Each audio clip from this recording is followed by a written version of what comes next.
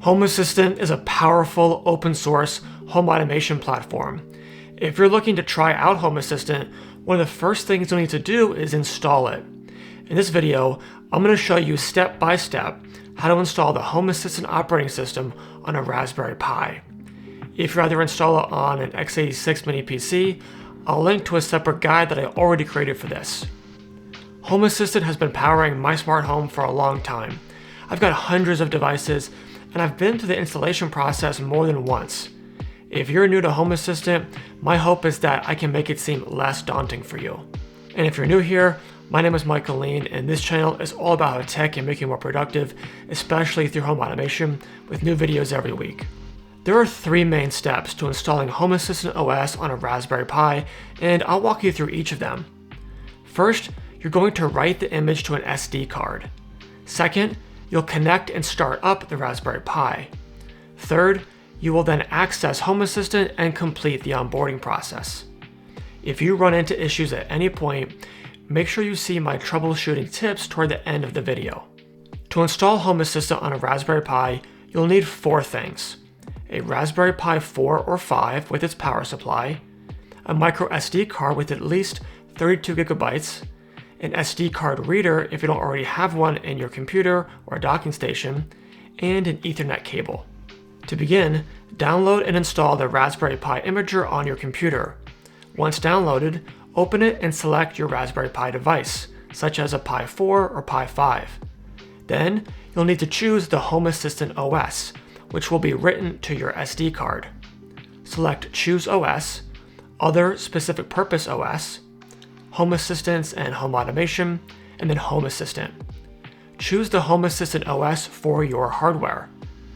Now, be sure the SD card is connected to your computer and select it under Choose Storage. Keep in mind that all contents of the SD card will be erased during this process. Click Next and wait for the Home Assistant OS to be written onto the SD card. Once complete, you can eject the SD card. Now, insert the SD card into your Raspberry Pi. Connect an Ethernet cable from your Raspberry Pi to your router or switch. This should be the same network as your computer. Then plug in the power supply to power on the device.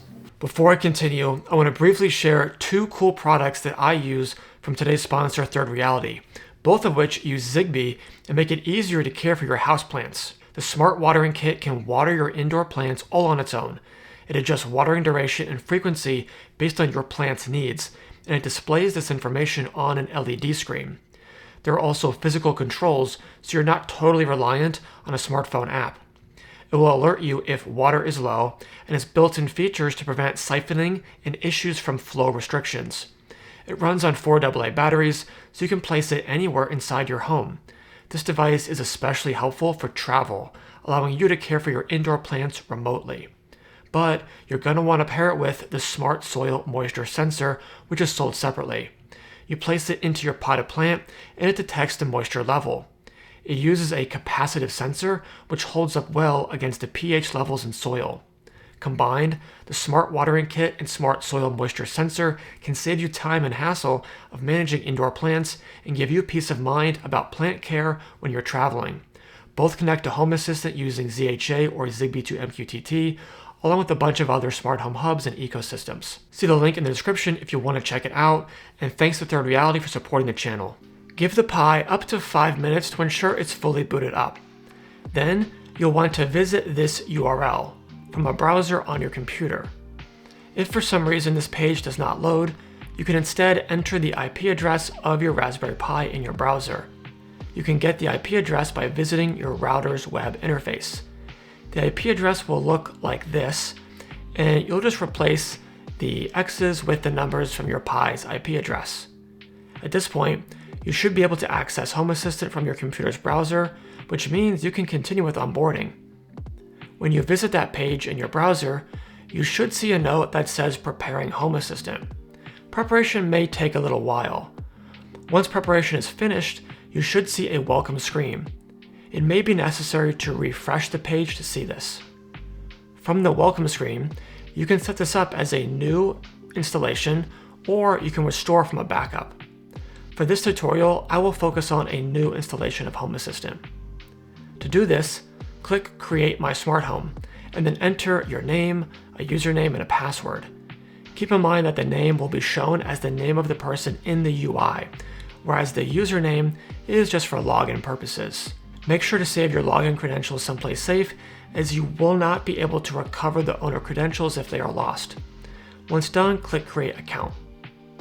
Next, you'll see an option to enter the location of your home, which is used to configure things like time zones, metric or imperial system for units, currency, and to establish a geofence around your home zone.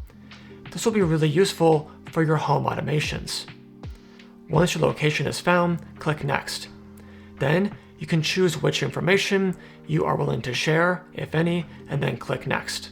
If Home Assistant discovers compatible devices on your home's network, it will present them to you on the next screen. Even if you don't see devices listed here that you're using in your smart home, you can always add them later.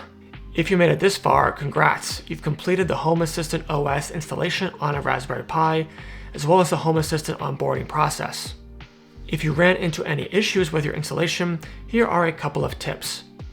If the Raspberry Pi imager was not supported on your computer, or you ran into issues with it, an alternative is to download the Home Assistant image for the type of Pi you are using, and then use another imaging tool like Balena Etcher to write the image to your SD card. I'll leave a link in the description for where you can download the Home Assistant image and Balena Etcher. If you were unable to access Home Assistant using either the .local address or the Pi's IP address, it is possible that the Home Assistant OS image was not written properly to the SD card. You can try repeating the steps of writing the image to the SD card, or even try a different SD card. If this still does not work, you'll want to view the console output on the Raspberry Pi, and to do this, you'll need to connect it to a monitor using an HDMI cable. Home Assistant runs really well on a Raspberry Pi and is perfectly suitable for anyone getting started. I'll leave a link in the description for where you can get one. But if you're interested in running Home Assistant on something more powerful, like an N100 mini PC, I'll leave a link to my tutorial on how to do so. Let me know if this is helpful by giving it a like, leaving a comment, and subscribing. Thanks so much for watching, and I'll catch you in the next one.